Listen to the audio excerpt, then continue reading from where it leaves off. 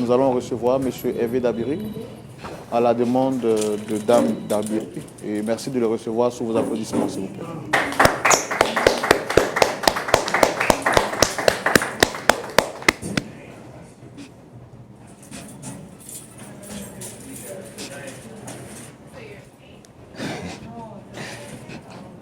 Monsieur. Shalom, monsieur. Non. Pourquoi vous faites ça? S'il vous plaît, s'il vous plaît. Pourquoi vous faites ça? Fallait me dire qu'elle était là. Qu'est-ce que vous a raconté encore? Non, écoutez, monsieur, moi je pense que on va finir par s'entendre. Déjà, je vous demande de vous installer. D'accord? Et c'est clair qu'on finira par s'entendre.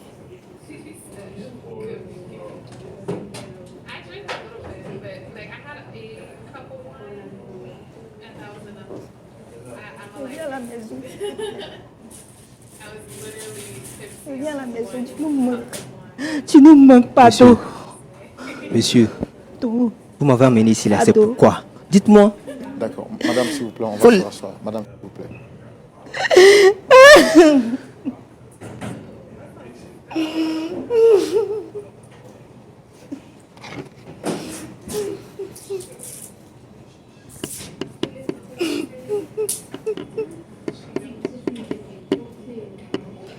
Monsieur Hervé, shalom. Shalom, monsieur. Déjà, je suis désolé de la tournure que prend cette rencontre. On a su également qu'en vous faisant venir de gré, il y a beaucoup de choses qui n'auraient pu pas se faire. Donc on est vraiment désolé de la tournure. Mais plus ou moins, je pense que vous aviez une idée générale de ce pourquoi on vous avait sollicité aujourd'hui. Alors, je suis Roland Zombo, présentateur de l'émission Point d'accord. Le pasteur Tchoumou est juste en face. C'est une émission qui a pour objectif d'aider des personnes qui traversent des temps d'incompréhension à pouvoir se réconcilier.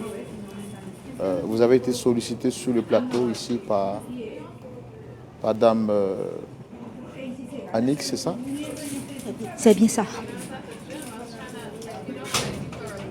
Je n'ai pas besoin de vous demander si vous la reconnaissez parce que je sais effectivement que vous la connaissez. Effectivement, je la connais. C'est la mère de mes enfants. Mais je ne sais pas pourquoi. Qu'est-ce qu'elle fait ici? Elle fait quoi là? Qu'est-ce qu'elle vous a raconté? Mais cette femme, elle a gâché ma vie, monsieur. Il y a certaines choses que je ne voudrais plus revenir là-dessus. Mais je ne sais pas pourquoi. Vous m'avez appelé, c'est pourquoi? À cause de celle-là? Est-ce que vous savez ce qu'elle a fait? C'est pourquoi on vous a demandé d'être ici. On a entendu sa version, on a écouté ce qu'elle avait à dire. Mais vous également, il est important pour nous de vous écouter et comprendre comment est-ce que, si possible, par la grâce de Dieu, on puisse vous aider. Quand vous dites qu'elle a gâché votre vie, qu'est-ce que vous voulez dire exactement?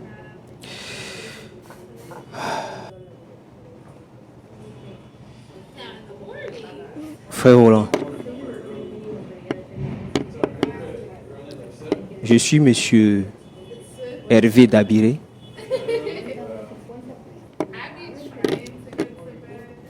Et je vais vous dire, puisque vu qu'on en parle, ce qui s'est réellement passé. Parce que cette dame-là, vous ne la connaissez pas. Alors, pour commencer, il y a quelques années de cela,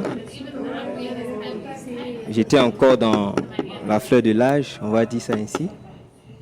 Et j'étais à une cérémonie de mariage, voyez-vous. Et je vois venir vers moi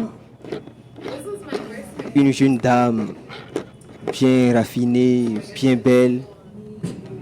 Et on échange les civilités. Elle me donne son numéro, je lui donne le mien. Et comme ça, quelques jours après, nous nous sommes appelés, rendus visite, discutés. Et l'amour a commencé à naître. Vous voyez? Vous voyez ce que je veux dire, hein? L'amour a commencé à naître. Et on a décidé de marcher ensemble. Et puis plus tard, bien fixer les choses, se marier en bonne et due forme. Mais dans ce temps-là, je ne travaillais pas encore. Je suis diplômé, mais je n'avais pas encore de boulot. Par contre, elle était d'une famille aisée. C'est la fille unique de son père, sinon de ses parents. Elle était vraiment choyée. Vous voyez? Et moi, de mon côté, vraiment, financièrement, je n'étais pas stable. Vous comprenez? Parce que je n'avais pas de boulot. Et on a décidé de se mettre ensemble, cheminer ensemble, puis voir ce que ça va donner. Donc, de temps en temps, elle m'a invité à l'église chez son père, dans leur église là-bas. Parce que son père aussi était quand même un responsable de l'église. Vous voyez? Et donc, il dirigeait la jeunesse, il donnait des conseils aux jeunes, tout ça. Et il apprenait même comme modèle. Un exemple qu'il citait tout le temps quand j'assistais à ces formations. Et un jour, sinon on a décidé ensemble de dire à ses parents que désormais on chemine ensemble pour plus tard se marier. Mais je vous assure que son père a catégoriquement refusé. Tout simplement parce que je ne travaillais pas encore. Donc, l'amour était là. Moi, je l'aimais. On a essayé par tous les moyens de voir les personnes qui sont un peu plus âgées que son père pour aller demander pardon pour qu'on puisse rester ensemble. Mais le monsieur a carrément refusé. Mais étant donné qu'on était amoureux l'un de l'autre, donc on a caché notre relation. Donc, à l'église, on fait comme si on ne se connaît pas. Voilà. Mais par derrière, on était ensemble. Et un jour, ce qui devait arriver est arrivé. Vous comprenez ce que je veux dire? Donc, elle est tombée enceinte. Comment faire? Comment dire cela à ses parents? Son père qui est très sévère. C'était vraiment compliqué. Mais elle a pris son courage à deux mains et elle en a parlé déjà à sa mère, qui, elle, s'est enflammée, a carrément tout déballé devant son père. Son père tellement en colère, il a chassé de la maison. Donc elle est venue se réfugier chez moi.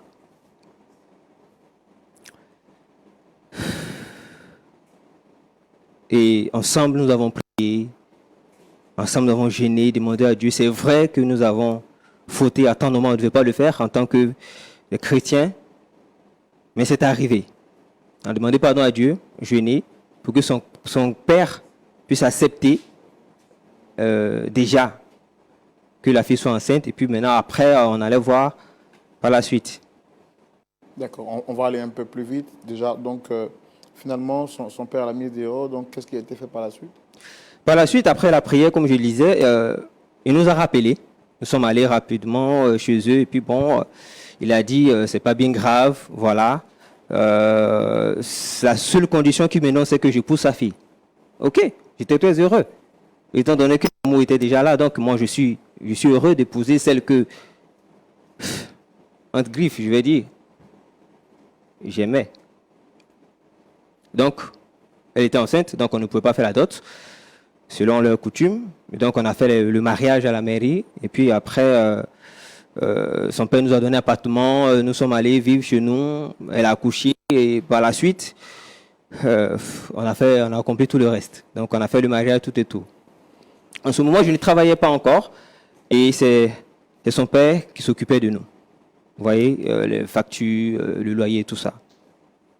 Et un soir, Dieu sachant faire les choses, je reçois un coup de fil.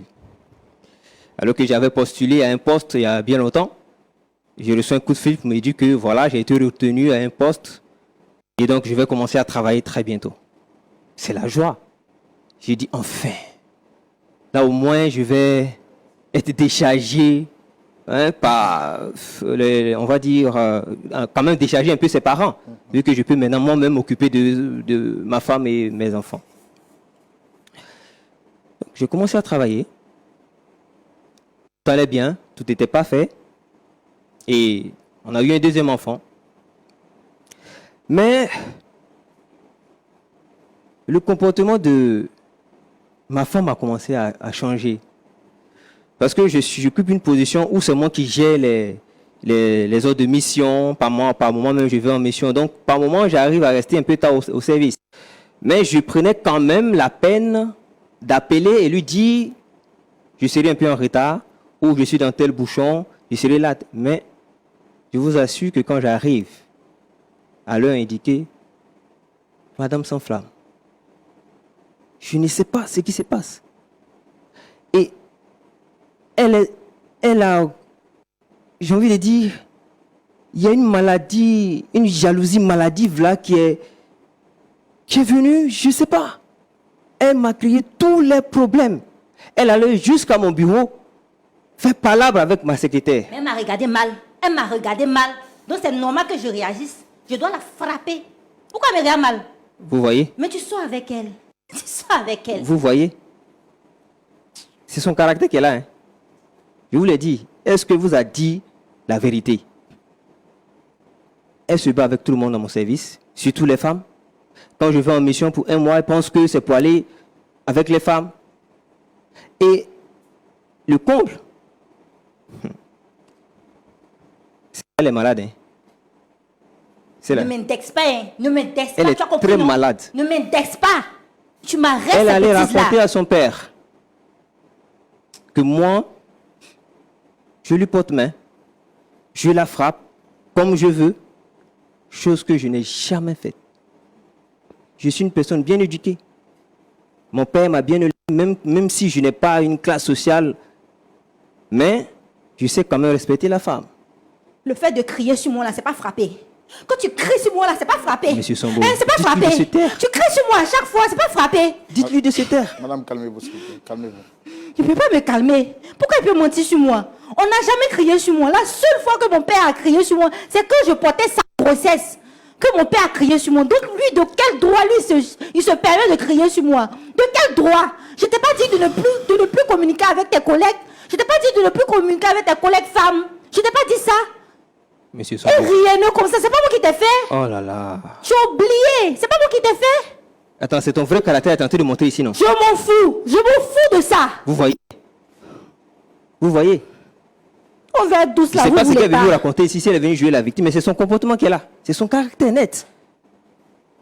Et moi, non, ça là, c'est fini. Je ne peux pas vivre avec une femme C'est comme pas ça. fini. Ça peut Et pas donc, finir. Ça peut pas Madame, s'il finir. vous plaît, on va se calmer pour que quand même on comprenne Non, sa ça peut version. pas finir. Il doit rentrer à la maison. D'accord. Alors, qu'est-ce qui a été dit à son père, vous avez dit? Elle allait mentir sur son père. Moi, je la battais. Celle-là, comme je vous l'ai dit, elle est malade. Elle va elle-même se faire des bleus pour aller montrer à son père que voilà ce que mon mari m'a fait. Pourtant, je n'ai rien fait. Mais moi, je n'ai pas de preuves. Ils ont les preuves. Elle a des bleus sur elle. J'ai dit quoi? Un matin, on vient me chercher en prison. On me convoque, on me met en prison.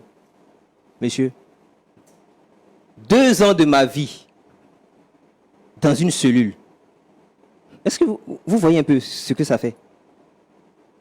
Vous n'avez jamais fait la prison. Je ne vous conseille même pas d'y aller. On ne peut pas conseiller même quelqu'un d'aller à la prison.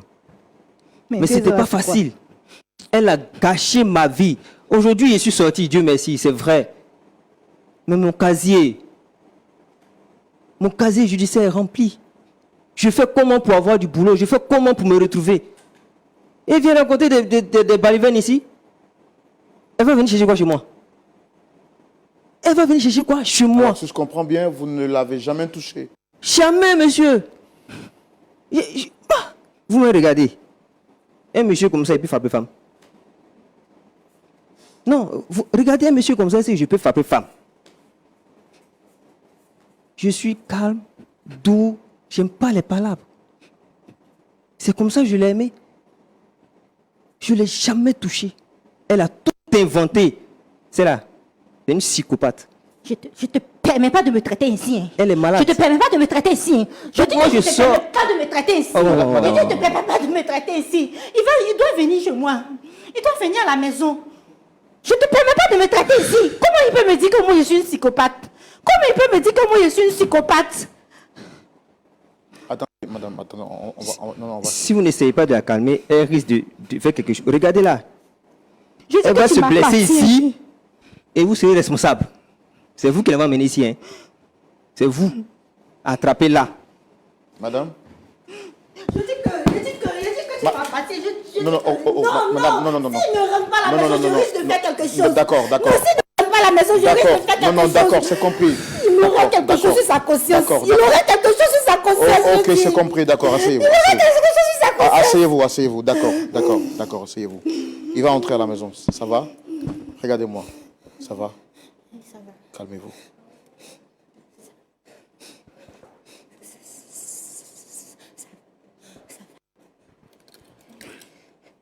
Qu'est-ce que je fais? Pasteur Tchoumou, je pense que c'est un cas spirituel, ça. Hein? C'est un cas spirituel. D'accord. Elle est venue ici, c'est pour être délivrée, c'est pas pour être pardonnée. Qu'est-ce que je fais? Regardez-moi, ça va? C'est quoi votre nom? Elle a oublié son nom. Calmez-vous.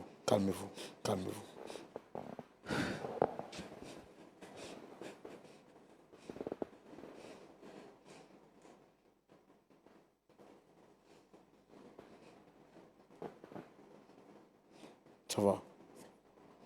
Est-ce qu'on pourra nous trouver de l'eau pour elle, s'il vous plaît?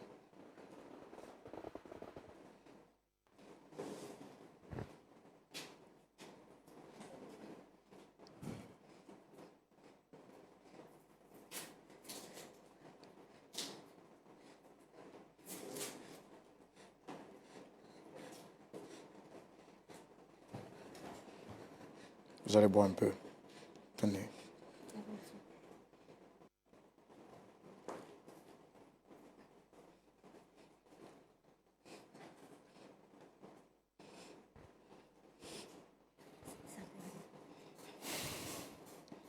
D'accord. De manière exceptionnelle, Pasteur Tchoumou, je voudrais demander spécialement pour ce cas, on ne s'attendait pas à ce que cette histoire prenne cette tournure.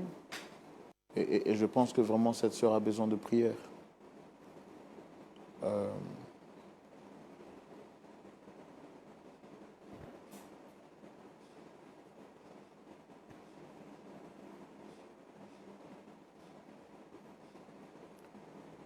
Ça va bien?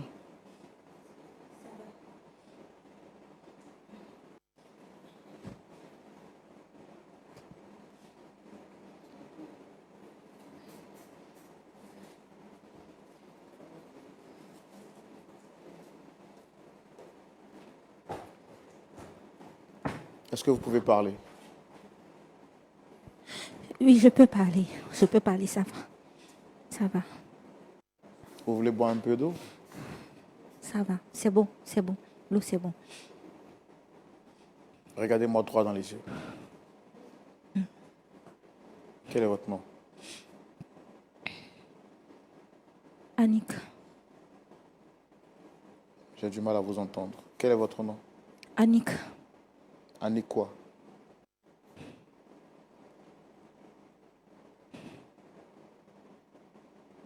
Je m'en souviens plus du reste. Je me rappelle plus du reste. Je sais que je m'appelle Annick. C'est tout. Est-ce que vous reconnaissez le monsieur qui est là? Oui, je le reconnais. C'est qui? Je sais que c'est mon mari. C'est quand la dernière fois que vous l'avez vu?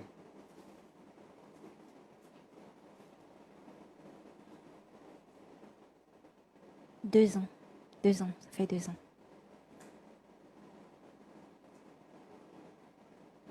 Est-ce que vous savez qu'il a fait la prison?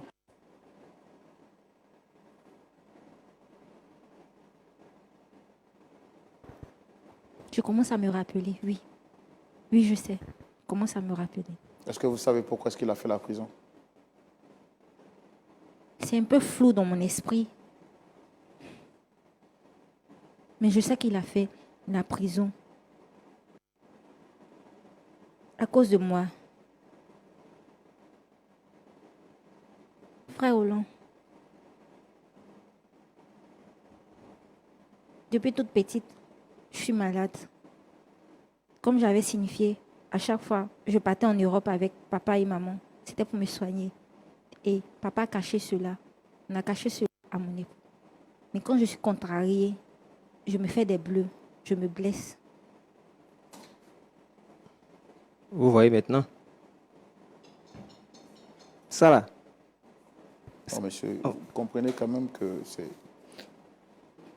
Mais m'ont caché ça. M'ont caché ça. Et j'ai 2 ans de ma vie en prison pour ça. S'il te plaît. Maintenant, ma vie est gâchée. S'il te plaît. Mon casier judiciaire est rempli. Je fais comment? Pardon. Vous me demander pardon. Bon, ton pardon, tu vas l'avoir. Mais, elle ne rentre plus chez moi à la maison. Est-ce que vous saviez qu'elle était malade? C'est ce que je vous dis, je ne savais pas. Quelqu'un qui allait mentir sur moi. Je ne savais pas. Est-ce que vous êtes conscient au moins ce qu'elle a fait, pas de manière délibérée? Affaire des psychopathes, là, frère Roland. On ne peut pas savoir. Vous avez vu. C'est devant vous. Au début, elle était comment? Au début, elle était comment? Après, ça a changé. Moi aussi, je ne peux pas savoir. Donc, elle ne rentre pas chez moi à la maison. Pour mes enfants, je sais comment il est géré. Ça, c'est pas un problème. Mais femme comme ça dans ma maison, plus jamais. Ah, chez nous, on dit, si c'est pas on t'a piqué aujourd'hui là, même VDD t'a appelé ça.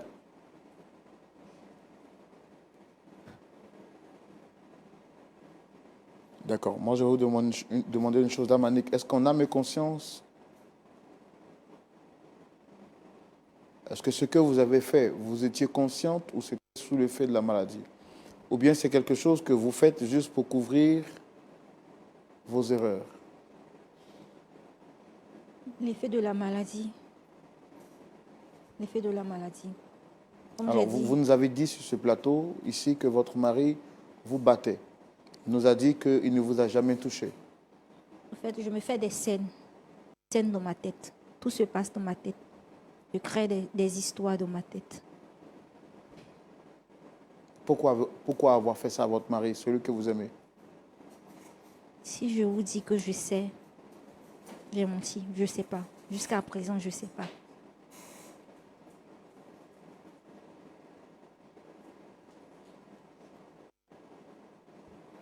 Est-ce qu'il vous arrive par moment d'être jalouse à l'excès? Oui, à l'extrême, jalouse. Très possessive. Ça, je le reconnais. Même avec ma mère, je suis très jalouse aussi. Et ça, est-ce que votre pasteur est informé de ça? Papa a caché cela. Personne ne sait. Parce que je pique mes crises à la maison. En public, je ne pique pas mes crises. Mais quand je suis énervée, c'est là que je pique des crises. Et votre père savait cela, mais il a quand même osé faire mettre en prison votre mari. Il se sentait mal, mais il devait le faire. Parce que personne ne pouvait comprendre, puisque j'avais des bleus. Donc, pour voiler, puisque c'est moi-même qui me faisais des bleus, pour voiler cela, j'ai dû mettre ça sur mon époux. Et mon père aussi était d'accord. À vrai dire, j'ai inventé toute l'histoire avec mon père aussi.